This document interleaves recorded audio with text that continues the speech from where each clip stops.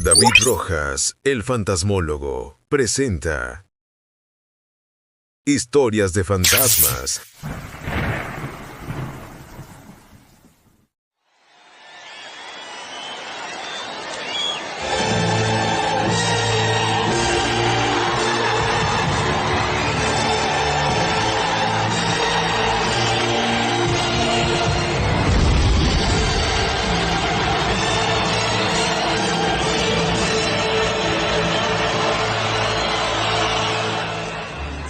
Historias de fantasmas no es únicamente un concepto más sobre fantasmas y casas embrujadas, sino una aventura inolvidable a través de lugares y eventos misteriosos e inexplicables que desafían el entendimiento humano. Presentados magistralmente por uno de los investigadores paranormales y sobrenaturales más prestigiados de México y Latinoamérica, David Rojas el fantasmólogo, pianista, conferencista, piloto aviador, productor, director y por supuesto, fantasmólogo. David te explica en cada episodio sus experiencias aterradoras con brujas, fantasmas, milagros paranormales, aeropuertos encantados y mucho más. Así es que siéntate y prepárate para adentrarte al universo inexplicable, sobrenatural y escalofriante de Historias de Fantasmas.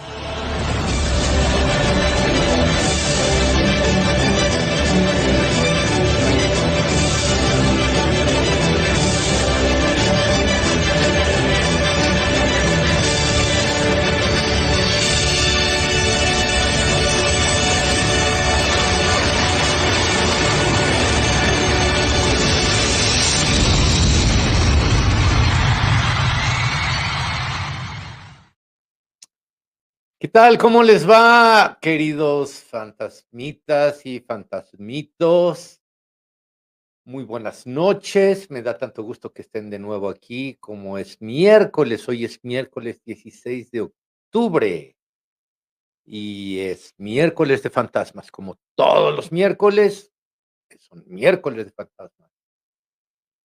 Es justamente las 8 de la noche aquí en la Ciudad de México. La temperatura es, bueno, no tanto.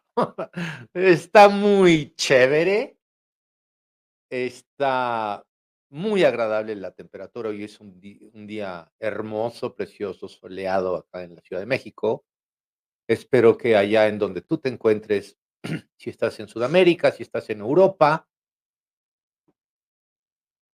pues espero que tengas una muy bonita temperatura, porque eso es un abrigo, es un caricio para el alma y para el corazón.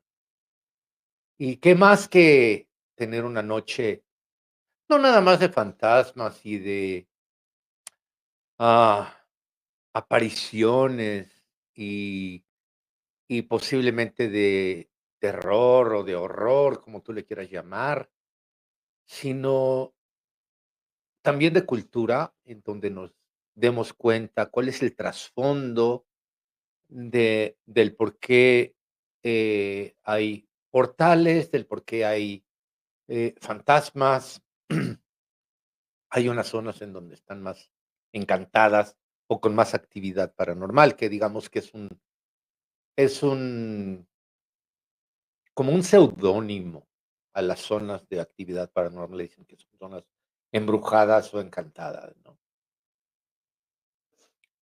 Hoy vamos a tomar un tema que me han preguntado muchísimo, y no nada más en la web, en este programa, sino en tantísimos años, ya justamente 25 años que estoy haciendo televisión, desde televisión abierta, y ahora con esta experiencia de tener nuestro propio canal, nuestro propio espacio en donde no tenemos límites, donde no tenemos censura y donde tú puedes comunicarte, nos puedes mandar tus fotos, nos puedes mandar tus relatos, que por cierto, hoy vamos a estrenar una sección en donde se va a llamar El Público Opina.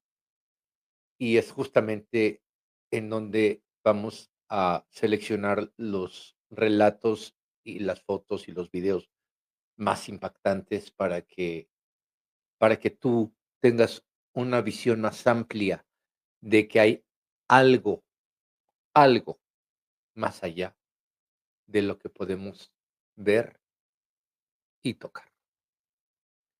Y justamente uno de esos temas que me llamó mucho la atención, e incluso hice los protocolos debidos para ver qué pasa con los espejos. Yo me acuerdo, muy pequeño, hace como 15 días, ¿no? Que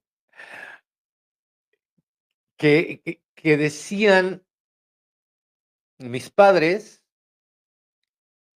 incluso mis abuelas, que las tuve el grandísimo honor de conocerlas a ambas, tanto mi abuela María Antonieta, como mi abuela Elenita, mamá de mi mamá, y María Antonieta era la mamá de mi papá.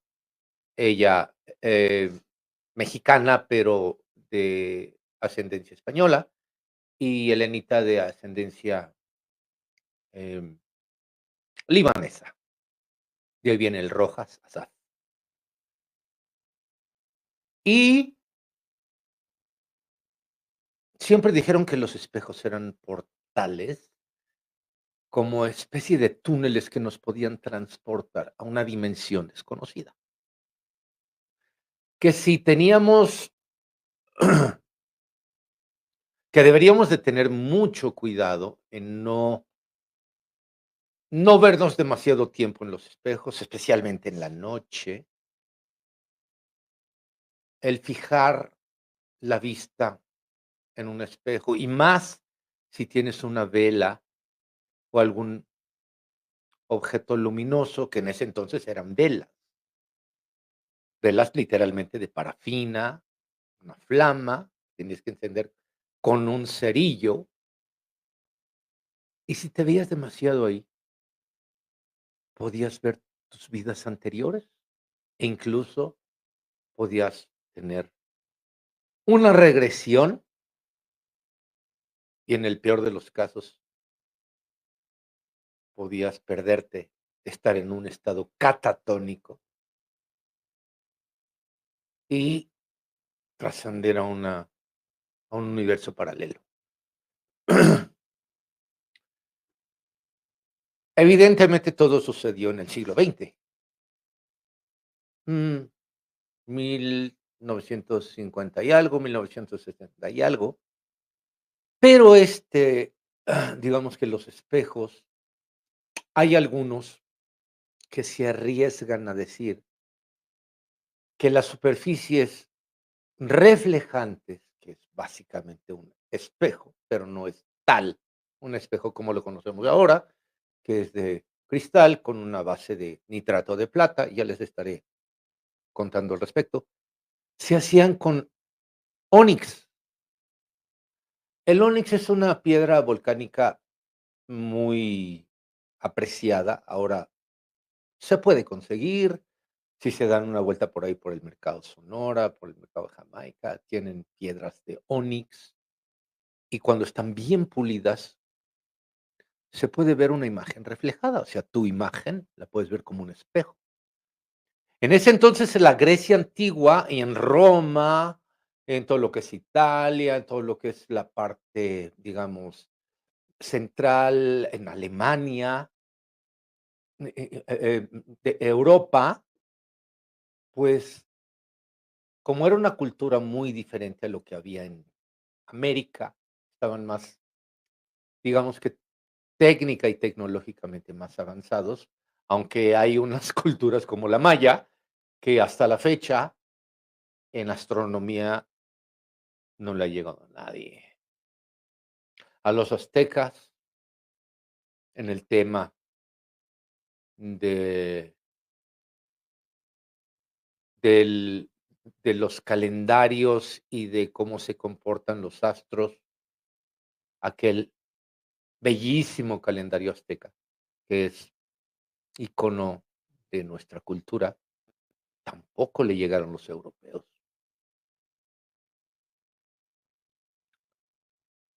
Sin embargo,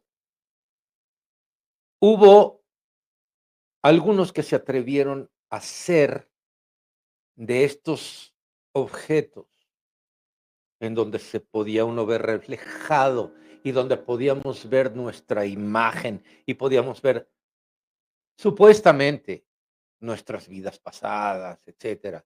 Se creó una especie de retroalimentación con todas esas creencias que el mismo Michel de Notre Dame, más conocido como Nostradamus, usaba estos objetos, también el bronce, el latón pulido, eh, hacía que el espíritu tuviera una trascendencia tal que el más famoso, profeta, se podría decir, de toda la historia, Michel de Notre Dame, eh, usara estos artefactos para ver el futuro. Evidentemente, hay algunos quienes decían que, comía por ahí algún tipo de hongos, de herbolaria, que lo hiciera entrar en ese trance.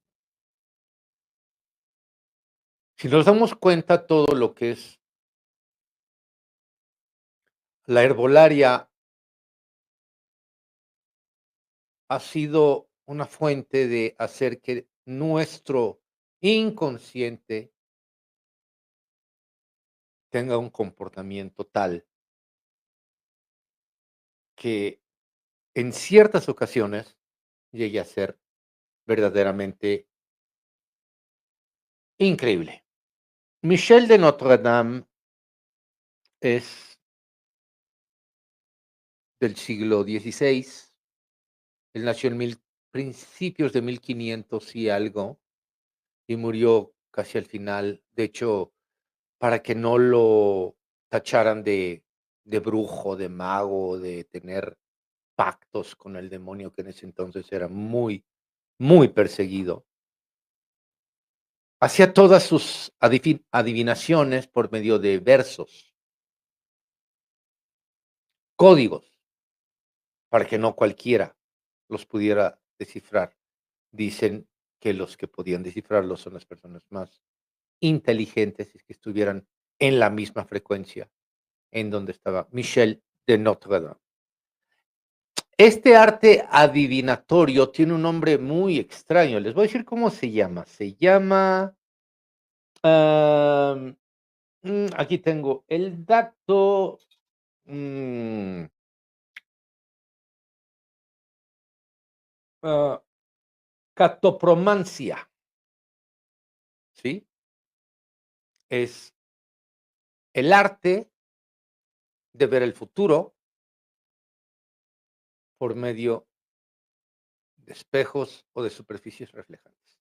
Ahora, posteriormente esto fue evolucionando, y si nos mantenemos en la zona, digamos, europea, donde había una riqueza enorme, por ejemplo, digamos, en Francia e Inglaterra, que son las puntas de lanza en todo esto, en la época de los Luises, que fue una época muy dada a lo que era eh eh, el ser ostentoso, los grandes castillos, el Versalles, el castillo de las Tullerías, que está justamente a un lado del Museo del Louvre, uno de los más famosos del planeta, juntamente con el Museo del Prado, y que el Museo del Prado evidentemente está en España, pero el del Louvre está en París. Tuve la fortuna de estar por ahí, a 1 metro y medio de la Gioconda. Y bueno, y todo esa, digamos que esa gran despunte de los reyes, de las reinas, en donde tenían unas riquezas enormes, ¿sí? Por ejemplo, ahorita que estamos hablando de Francia, en el castillo de Versalles, pues estaba desde Luis XIV, que muchas personas creen que Luis XIV estaba en el siglo XIV y Luis XVI en el siglo XVI, pues no.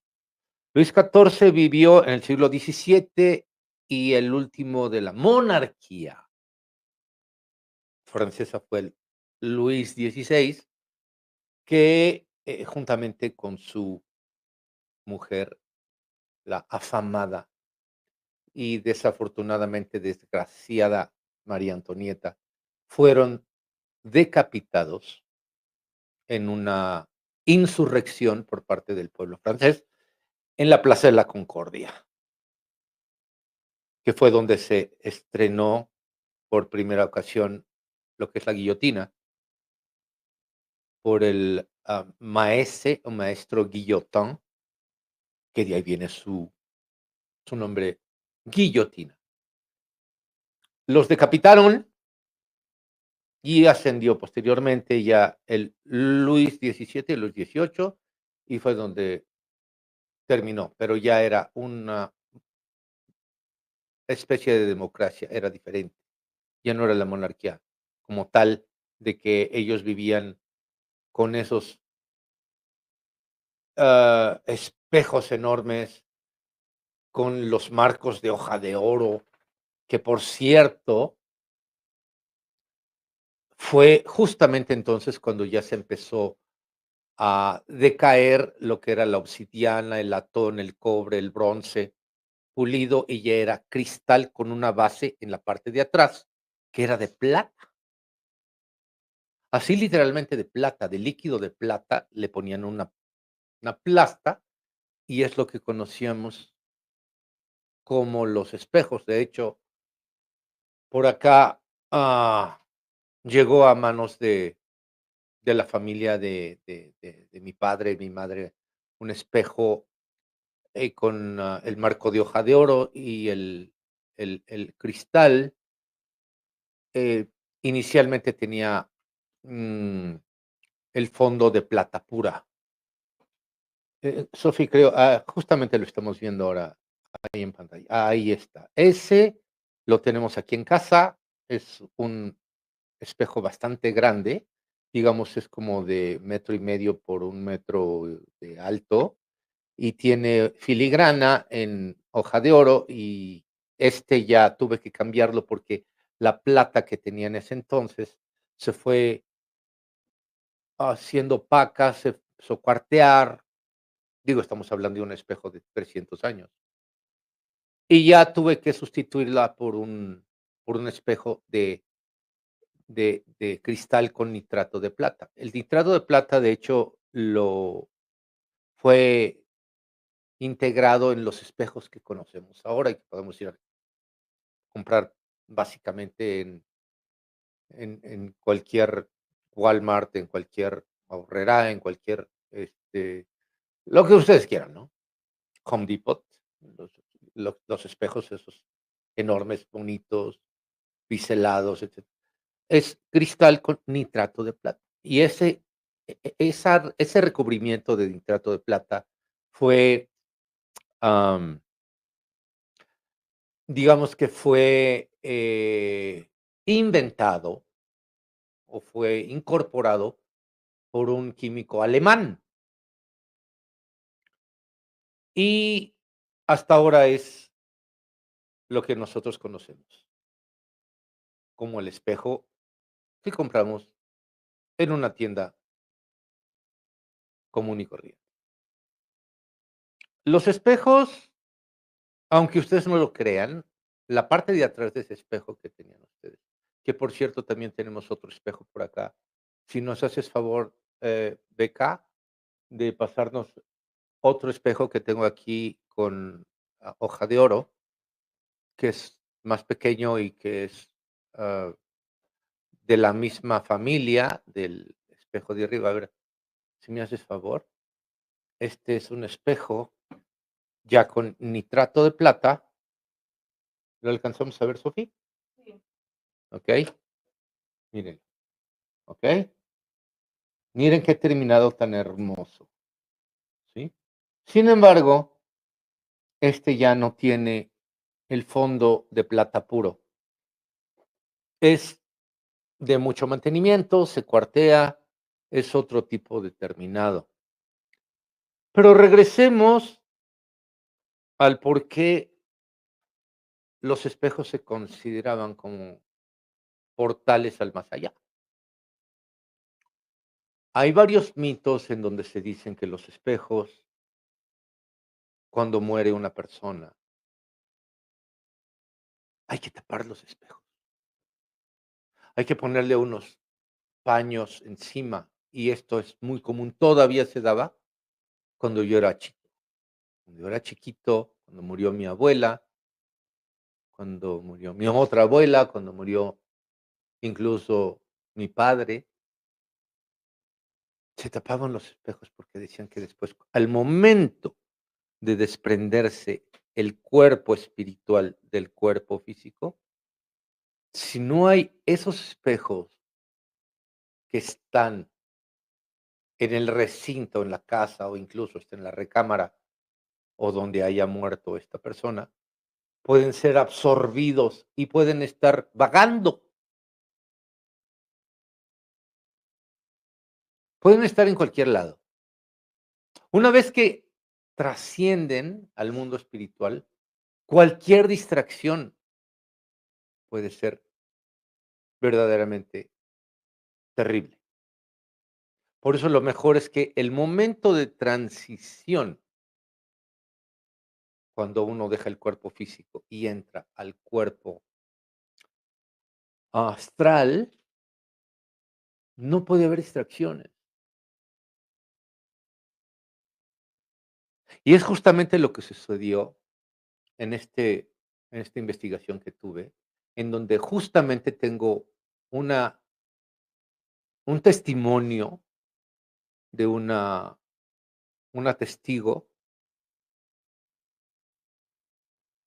una niña ah, muy querida, de una familia que conozco, que son honestos, que son, como decimos coloquialmente, de buena ley, y nos dice que en toda la zona donde había un espejo no tan antiguo como el otro, como el que les mostré, pero sí hay un fantasma que deambula por toda esa zona y se mete al espejo, pero no nada más se mete, sino de repente sale y llegan a ver esa sombra. Fui a hacer la investigación y hubo una evidencia como las que hay pocas. Ya la mandé estos videos, ya lo vieron con amigos míos que tengo en toda la Argentina, en todo lo que es Perú, en todo lo que es Chile, en España, evidentemente, Canadá, con gente muy capaz, con investigadores de muy alto rango, y evidentemente se trata de un espíritu que entra y sale de un espejo. ¿Les gustaría verlo? Vamos a verlo. Cuando llegamos a esta casa, que empezaron así a pasar las sombras y así, nosotros no nos queríamos quedar aquí porque la vibra se sentía muy pesada así. Nos hemos asustado porque a veces vemos una sombra pasar por este lado del comedor y se mete en el espejo. Estaba haciendo mi tarea aquí en este comedor y fui rápido por un vaso de agua. Y cuando vi, mis cuadernos ya estaban en este sillón. O sea, ¿te los movió? Ajá, y no había nadie. No estaba yo sola. Nos preferimos ir a la casa de mi tía.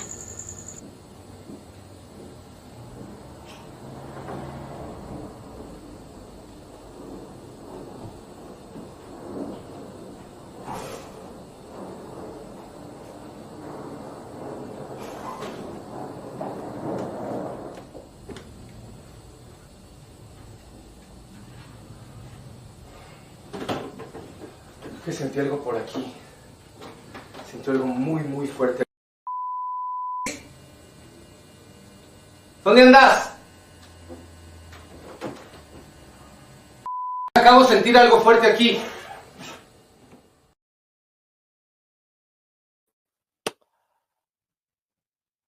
¿Vieron el fantasma?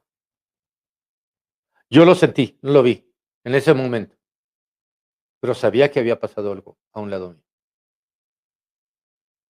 Quiero narrarles que todo ese momento en donde estoy justamente sentado, eran pasadas las 2 de la mañana y era muy tarde, que por cierto, cuando hago una investigación en una casa encantada o en una casa ajena, qué sé yo, generalmente pedimos, además de discreción, pedimos evidentemente permiso por escrito para que no ah, haya malos entendidos que estamos en un lugar en donde no está permitido. Esto es muy importante. Y sobre todo también, em, tener el espacio disponible para hacer los protocolos, porque si se dan cuenta, yo estoy básicamente invocando al fantasma. Yo hago una invocación para que se presente el fantasma. Las invocaciones que hago yo, y muy contrario a los que muchas personas piensan que hacer una invocación es pintar un pentagrama y poner unas velas y sentarse y ponerse a cantar ahí, este, no sé, como como lo pintan en las películas en Hollywood, ¿no? Que están invocando al chamuco o al innombrable, y se ponen ahí a hacer danzas y todo eso. No, eso no es cierto. Posible les Posiblemente les funcione en algunas culturas, en la mía no. Mi cultura es más interna, es más espiritual, y yo hago mis invocaciones, y no necesito a unas doncellas que estén bailando ahí alrededor mío y con velas rojas y no. Vamos a verlo de nuevo, este fantasma. Fíjense muy bien cómo el momento en que yo me siento, esa figura fantasmal está atrás de mí, pero adentro del espejo. Y de repente sale y se ve perfectamente bien su su forma de una mujer, cruza y se desaparece. Les repito, en el momento yo no lo vi. Cuando me, ah, pudieron mostrar mis colaboradores que son, expertos en video, expertos en fotografía, en imágenes, en todo esto, me dijeron: "No manches, ahí está el fantasma y pasó a 30 centímetros tuyo. Vamos a verlo ahora en cámara lenta".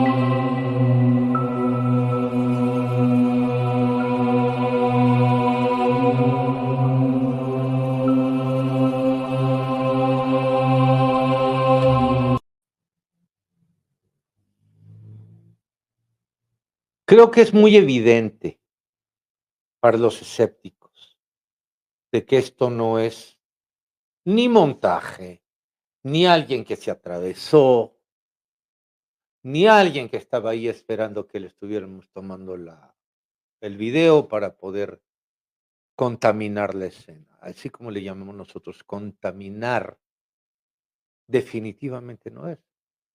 ¿Por qué? Porque el personal que va conmigo a las investigaciones es personal muy, capacitado y no pueden meterse a una escena en donde yo estoy haciendo una invocación. No es posible, incluso cuando lo hemos hecho en cementerios que próximamente vamos a pasar. El caso de la mujer de blanco, que es uno de los más famosos que tengo, se hace una delimitación, se hace un mapa literalmente del espacio que vamos a investigar, sobre todo cuando es por decir un cementerio, y lo ponemos en cuadrantes. Cuadrante uno, cuadrante 2, cuadrante 3 y cuadrante 4. Tú vas a abarcar el uno y el 4 y yo voy a abarcar el 2 y el 3. Entonces, ya no hay que te metiste a la zona, o sea, no nada más puede uno ahí caminar como robotito, ¿sí? Hay protocolos y se tienen que seguir. Quiero que vean de nuevo, para que vean ustedes que cómo se materializa y se desmaterializa esta, ah, mujer fantasma del espejo. No tenemos datos, no nos pudieron dar datos porque no los tenían de quién es, pero es muy posible que se tratase de una, si se dan cuenta en el tipo de vestimenta que tiene, es muy, ah, era muy acostumbrada por ahí del siglo XIX, mediados del siglo XIX, principio del siglo XX. Vamos a verla de nuevo, en donde se ve cómo se materializa y se desaparece este espíritu, ya un espectro, y sigue sucediendo. Vamos a verlo.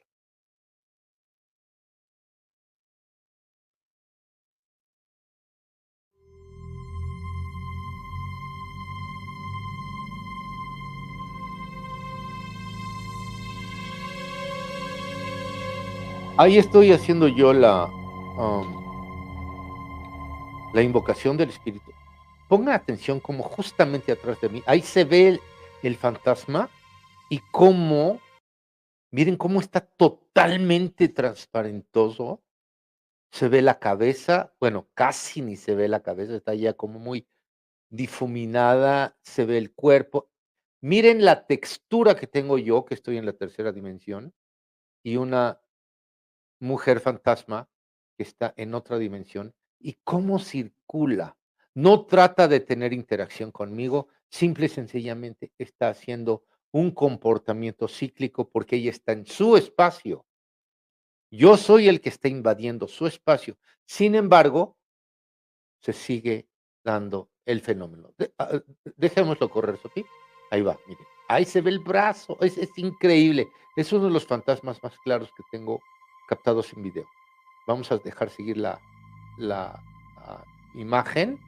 Y ahora lo vamos a ver con el efecto inverso que ya hemos dicho, que es para ver la textura y la densidad de lo que va ahí circulando. Miren, se ve muy transparentosa. Mírenme a mí. Yo tengo otra textura totalmente diferente, porque estoy sólido, estoy tridimensional y esta mujer fantasma está en un plano en donde no pertenece. Se le dio a la familia unas instrucciones para que intentaran que ese fantasma ya no estuviera circulando por su casa, porque se ha visto constantemente, no nada más ahí, en la cocina, en las recámaras, qué sé yo. Es como que todo el entorno. Lo más fácil para poder, como dicen comúnmente, darles luz y que puedan trascender a donde realmente pertenecen, así es, al universo paralelo o a la dimensión desconocida, como ustedes quieran llamarle, es sí es muy bueno, eh, hablarles, poner velas blancas o veladoras. No tiene que ser veladoras benditas ni nada, pues, ustedes las pueden comprar en cualquier súper. Pónganlas, si saben de quién se trata, si llegan a identificar que es, pues, es que es un hijo, es una hija, es un papá, es una mamá, es una abuelita, abuelito, una foto y decirles: "Ya no perteneces aquí, vete en paz, perdóname por todo lo que hice mal, yo te perdono por cualquier cosa que tú sientas que me hayas ofendido, ya, eso ya no importa". Tú trasciende, vete tranquilo. Es lo más importante que hay que decirle a estos espíritus. Espejos, portales o no portales, pero ahí tenemos la prueba de que pueden estar adentro del espejo y luego afuera. Ahora, uno de los programas que me llamó la atención hace muchísimos años, desafortunadamente, creo que ya, es muy poco visitado aquel canal de La Mano Peluda, ¿se acuerdan? En donde llamaba la gente a decir historias. ¿Qué les parece si nos mandan su historia, pero narrada así con su voz, literalmente su voz? Con su celular lo pueden hacer, ¿sí? Y que lo escuchen todos nuestros amigos. Aquí tenemos un relato que nos mandó Alex. Alex, muchas gracias. Tuvimos que recortar un poquito tu relato porque era un poco extenso, pero escúchenlo. Alex de Guatemala. Muy buenas tardes. Les quiero contar la experiencia que tuve hace varios años con mi mejor amigo. Eh, Nosotros pues estudiábamos juntos en la universidad acá en Guatemala. Y bueno, la cosa es de que me recuerdo yo que fue un 29 de octubre. Estábamos a escasas 2 semanas de cerrar la carrera. Y pues esa vez nosotros, esa noche precisamente, nosotros tuvimos una presentación. Y bueno, la cosa es de que esa noche nosotros dijimos, bueno, el día lunes íbamos a salir temprano. Tal vez hacemos un churrasquito en la noche, vamos a la casa de alguno y pues ahí lo hacemos y todo. Y bueno, ese viernes en la noche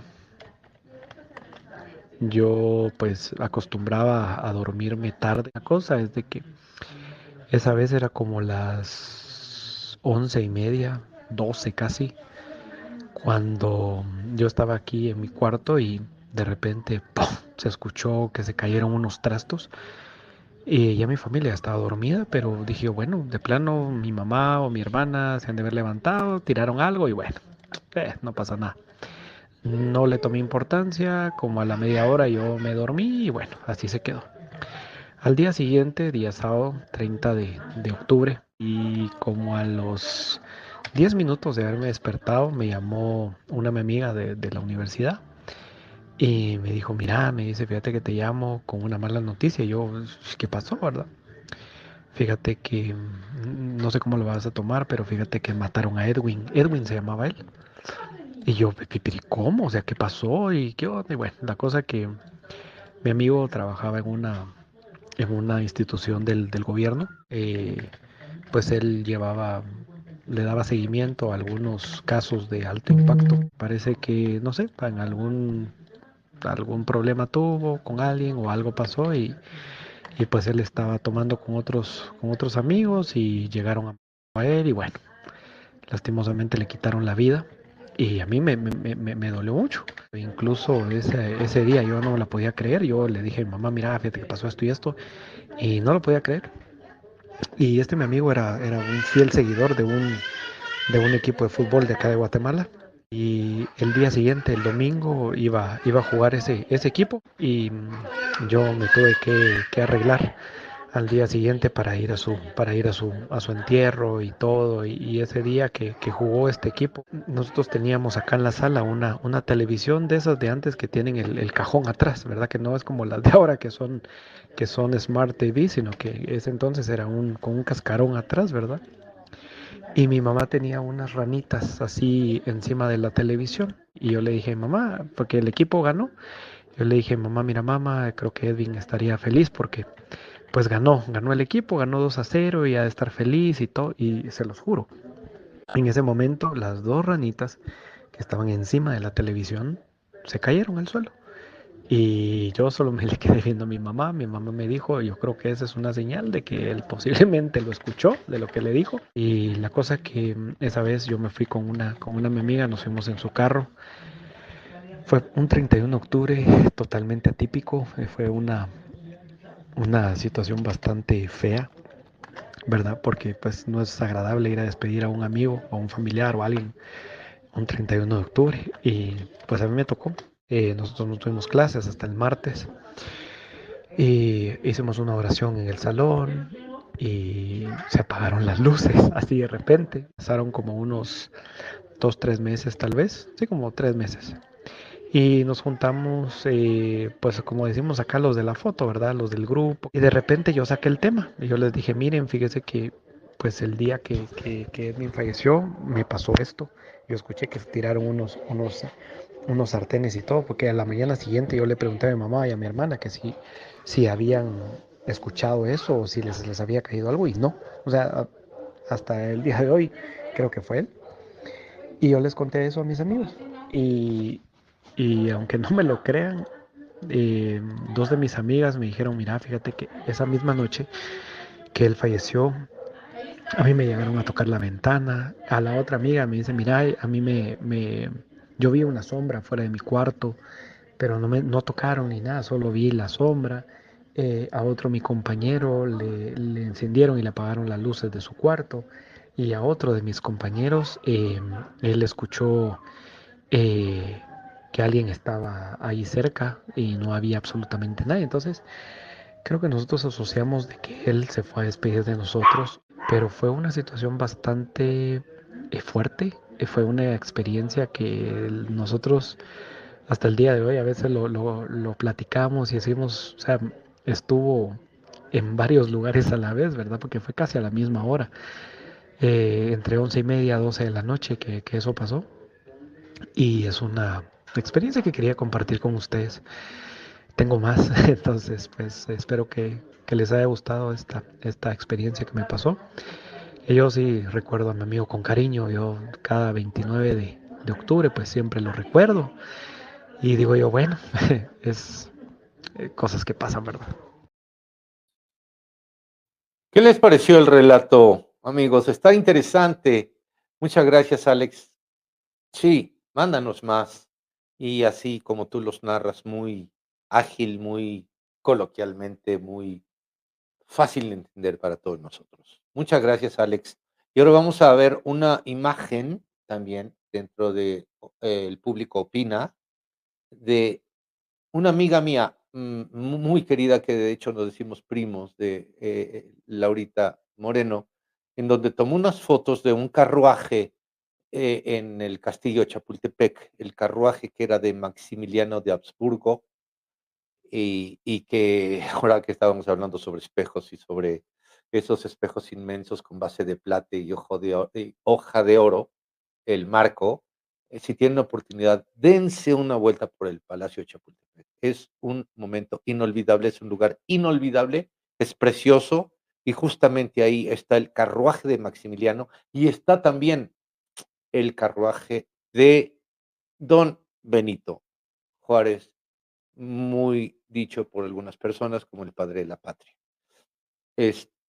Veámoslo, por favor. Estamos, Sofía, se ve el carruaje que tenía también motivos dorados, preciosos, y en la parte interna se ve una mujer que tiene toda la pinta de ser una una mujer del siglo, aproximadamente del siglo XIX, del siglo XVIII, más o menos, no, más bien del siglo XIX.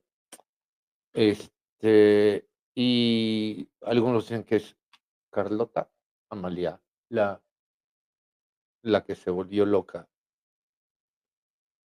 después de que fusilaron a, a Maximiliano en el Cerro de las Campanas en Querétaro. Vamos a verlo.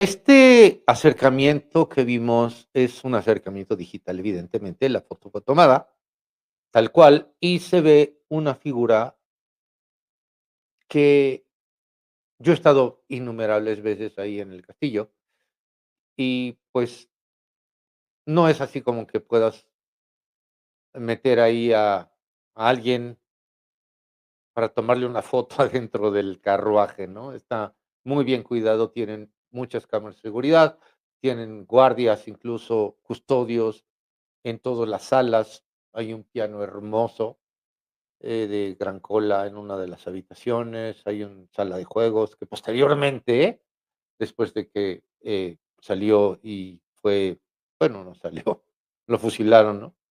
De hecho, don Benito Juárez fue el que ordenó el fusilamiento de Maximiliano de Habsburgo en el Cerro de las Campanas en Querétaro, juntamente con Miramón y Mejía, que por ahí, por los que no saben, no recuerdo muy bien, lo voy a investigar, pero ya sea Miramón o Mejía, fue uno de los niños héroes y fue fusilado juntamente con Maximiliano. Ahora, vamos a ver de nuevo esta fotografía. Me llamó mucho la atención, sobre todo el acercamiento que se hizo, en donde se ve una cara de una mujer. ¿Tú qué opinas? Vamos a verla.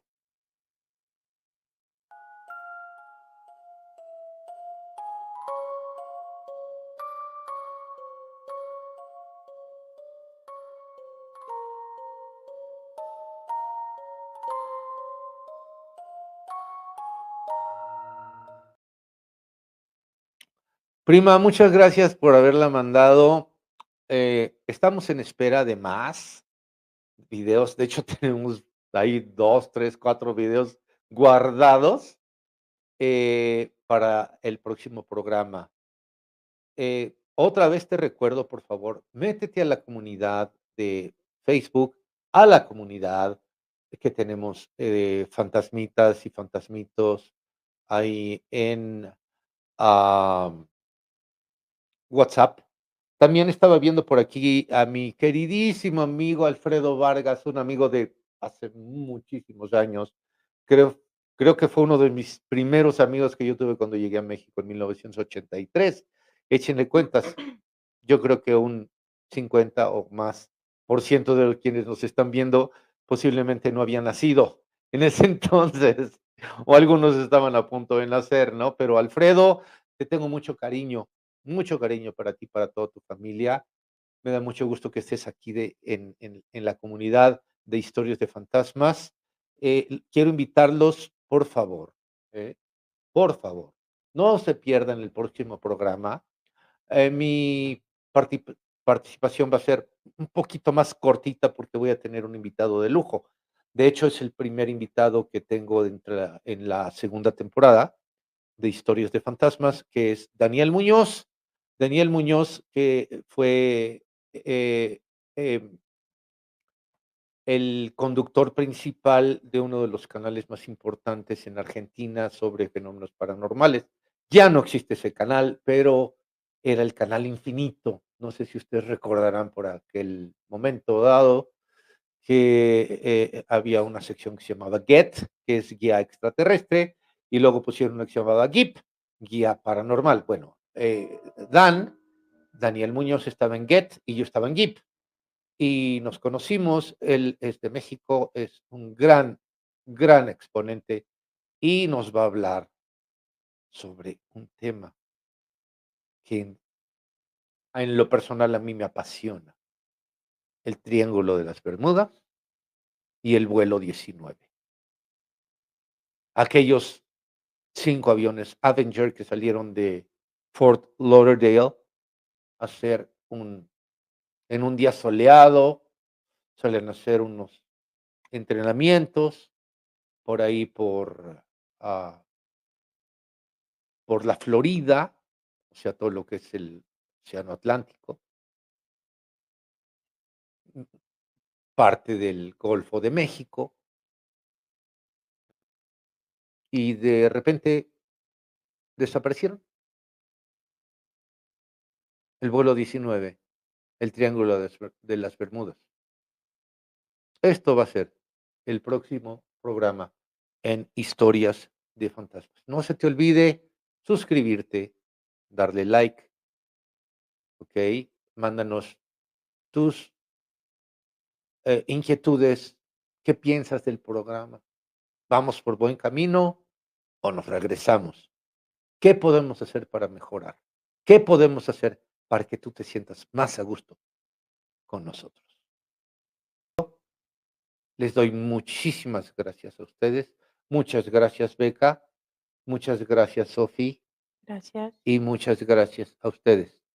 Recuerden que todos los miércoles son miércoles de fantasmas. Yo soy David Rojas, el fantasmólogo, y hasta la próxima.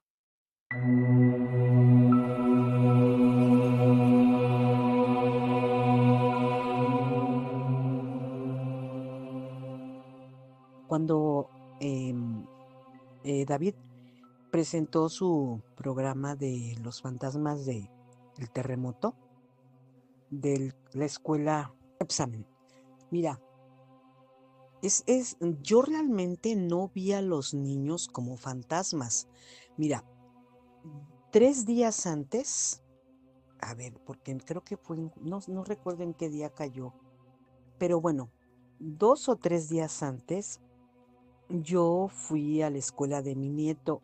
Mi nieto era bueno, más bien, Julián y Jimena, que son los hermanitos que murieron, los dos iban en esa escuela. Y Julián era compañero de mi nieto Rodrigo. Ellos ya iban en 5º año y su hermanita iba en 2º. Entonces, unos días antes, como 2 o 3, no más de 3 días, me tocó ir por mi nieto. Entonces salieron los de primer año y yo no vi a Jimenita, pero bueno, salió mi nieto y enseguida venía, atrás de mi nieto venían varios niños y salió Julián. Entonces ya lo saludé, hola Julián, que no sé qué, hola Rodrigo, que no sé qué, ya agarré a mi niño y entonces me dice, abuela, ¿me compras una paleta? Y le compré una paleta. Pero Julián jugaba mucho con Rodrigo. Entonces Julián se acercó y vio que yo le compraba una paleta y el niño nunca me la pidió. Pero yo le dije, ¿quieres una paleta? O sea, eso no se pregunta, ¿no? Yo siento que no le debía haber preguntado, sino inmediatamente, ten, esta paleta es para ti. Entonces sí, pero sí le pregunté y me asentó con la cabeza que sí. Y le dije, oye, tu hermanita. Y me dijo, allá está. Y la niña estaba jugando con unos niños ahí afuera de la escuela. Le digo, háblale. Y ya le habló y le compré una paleta a ella. Y bueno, ya seguíamos platicando. Pero mira, desafortunadamente, esos niñitos estaban, la verdad, muy abandonaditos. Ya le compré sus paletas y ya el niño se fue y estaba jugando porque enfrente está un parque. Y entonces ya Rodrigo, vamos a jugar, abuela. Le digo, bueno, pues juega ahí un ratito con tus compañeros.